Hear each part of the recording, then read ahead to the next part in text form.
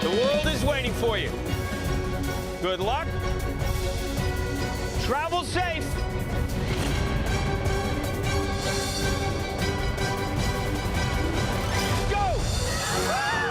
And of course, a scene from The Amazing Race, the 10-time Emmy Award-winning CBS series that it's about to film its 30th season. Till then, the show's host is certainly keeping busy with what else? Another show about traveling the world. Flying High with Phil Keoghan is about to premiere on the Smithsonian Channel. Here's a peek.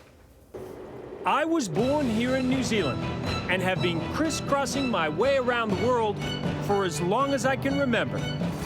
I quickly realized that the best part of exploring our world is not just seeing the incredible places, but also meeting the people who live there. Captivating characters who epitomize what their country is all about. I'm taking off on an aerial adventure, soaring above New Zealand's spectacular landscape, and then dropping in to meet some groundbreaking, innovative New Zealanders along the way.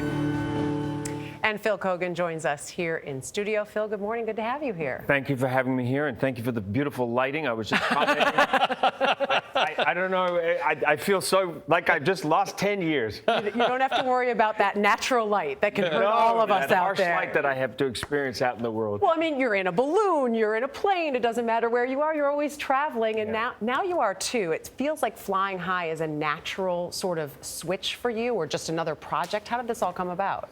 Well, I was in talking to David Royal, who heads up the Smithsonian Channel. I was talking to him about a show that I always wanted to do, where I travel the world and go to different countries and meet people who epitomize what the country is all about.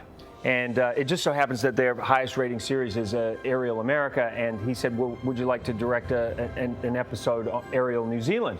I said, yes, that would be great.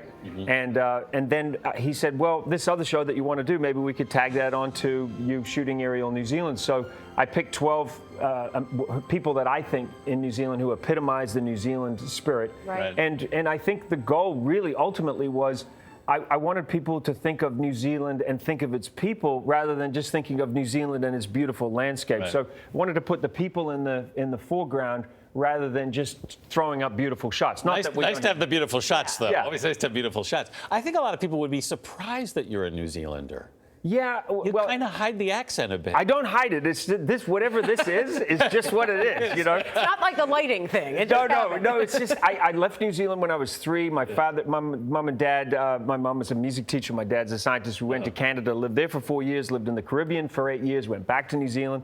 So I've got some mixed up accent, but no, I'm very proudly New Zealander, and I've been living in America since '92. And as if this wasn't enough, another project that you've got going on is a film about, is it the 1928 Tour de France? Yes, it's a documentary where I set out to retrace the 1928 Tour de France on an original 1928 Tour de France bicycle, which weighs twice as much as a modern bike does. And those bikes had no gears. No gears, and they rode insane distances, 150 miles a day average. And this particular shot right here is of us doing a 210-mile day with 20,000 vertical feet. And that gentleman who's riding with us there in the green and orange, his name is Emil. He's 62 years old, and he's riding an original 1928 bike as well. But yes, incredibly challenging. And Oh, come on! How do you ride?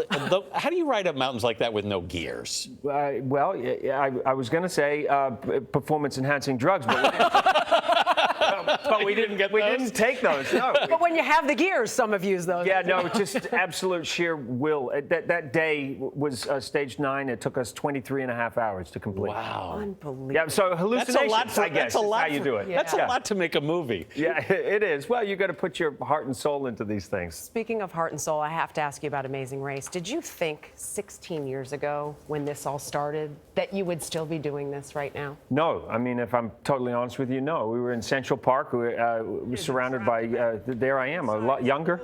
Actually, the lighting's not too bad there. Or maybe that's because I'm younger. No, but we were in Bethesda Park in Central, Bethesda Fountain in Central Park. And, wow, don't do the side by side. Cut away from that.